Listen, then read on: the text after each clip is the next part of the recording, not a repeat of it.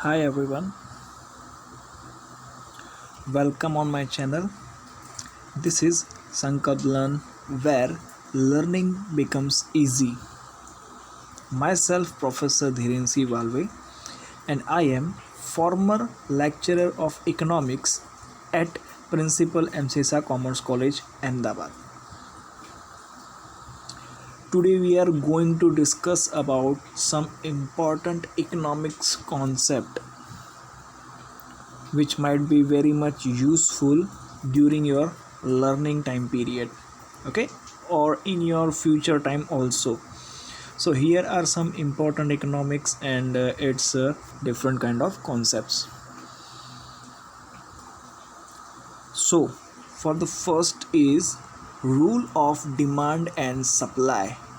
You all are already studied, might be in 11th और 12th, और अगर आप 11th और 12th में जस्ट अभी इन है तो तुम्हारे लिए ये बहुत ही इम्पोर्टेंट कॉन्सेप्ट है, rule of demand and supply. Demand मतलब होती है मांग एंड सप्लाई मतलब कि उस चीज़ की वहाँ भेजना. The law of demand says that at higher price buyer will demand less.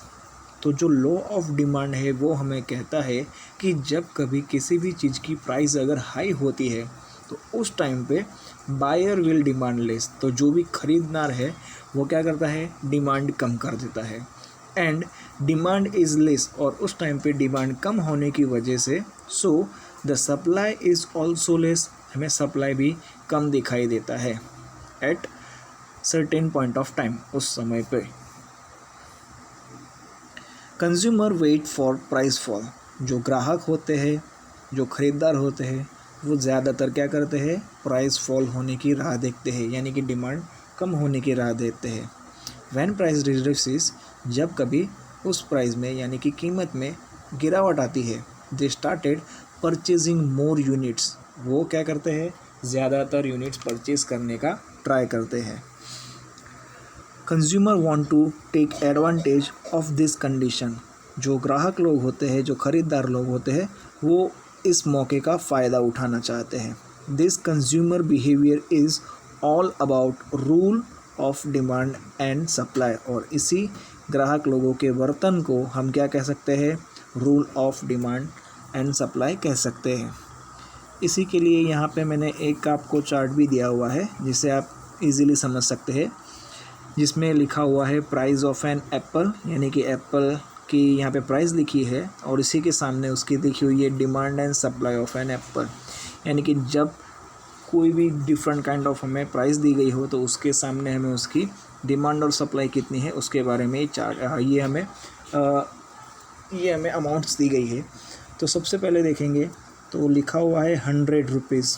जब कि भी एप्पल की प्राइस 100 रुपीज़ है तब उसकी डिमांड ओनली 1 यूनिट है, यानी कि डिमांड और सप्लाई में हमें सिर्फ 1 दिखाई दे रहा है. और उसके बाद है 80 रुपीज़. जब उसकी प्राइस में थोड़ी गिरावट आती है यानी कि 80 रुपये होते हैं तब उसकी डिमांड और सप्लाई 2 हो जाती है.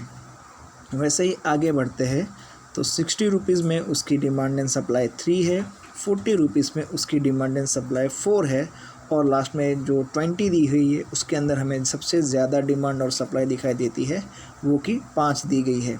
सो इस इंफॉर्मेशन के हिसाब से हम देख सकते हैं कि जब कभी भी किसी भी चीज़ की, यहाँ पे तो हमें सिर्फ एग्जांपल एप्पल का दिया हुआ है, लेकिन हमें नॉर्मली भी पता है कि अगर कोई भी चीज़ हम मार्केट में लेने जाते हैं, अगर वो चीज़ बहुत ज़्यादा महंगी होती है तो हम उसे परचेस नहीं करते हैं, हम वेट करते हैं कि उसकी प्राइस में गिरावट आए, और जब कभी उसकी प्राइस में गिरावट आती है हम उसे परचेस करना पसंद करते हैं.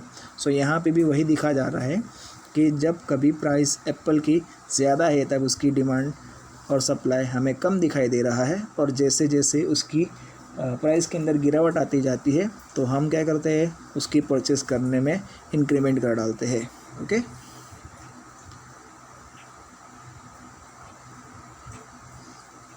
from the further given chart we can clearly see that when the price of an apple is less then consumer buy more units of it. और हमें आगे के जो चार्ट था उसके हिसाब से क्लियरली देख सकते थे कि जब एप्पल की प्राइस कम थी तो कंज्यूमर ज़्यादा परचेज करना पसंद कर रहे थे, एंड व्हेन प्राइस इंक्रीजेस, और जब कभी प्राइस बढ़ती है the consumer reduces the demand of it, तो कंज्यूमर क्या करते हैं, उसकी डिमांड कम कर देते हैं। We can present this in graph 2 as given below, हम इसी चीज़ को ग्राफ में भी प्रेजेंट कर सकते हैं जो कि हमें नीचे दिखाया गया है। सो ये रहा rule of demand and supply का चार्ट, आप क्लियरली देख सकते हैं डिफरेंट प्राइस लेवल पे हमें उसकी डिमांड कितनी होती है वो बताई गई है। First apple, second apple, third apple, fourth apple and fifth apple. Okay, so 20 पे हमें ज़्यादा एप्पल्स बिके हुए दिखाई दे रहे हैं और 100 पे सबसे कम एप्पल्स बिके हुए दिखाई दे रहे हैं।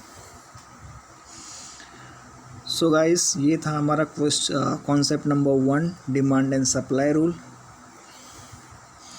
For any kind of doubts and any kind of queries आप लोग मुझे मेल कर सकते हो on my email ID sankalplearn@gmail.com, और आप मुझे व्हाट्सएप करके भी कोई भी डाउट्स या क्वेरी हो सके तो आप मुझे उसके बारे में पूछ सकते हो। सो मेरा व्हाट्सएप नंबर है 8780505433। सो इसी तरह के कुछ इम्पोर्टेंट कॉन्सेप्ट के बारे में समझने के लिए साथ में बने रहिए, सब्सक्राइब करें, शेयर करें, लाइक करें। मिलते हैं अपने नेक्स्ट सेशन में। Till then take care, bye bye, see you all.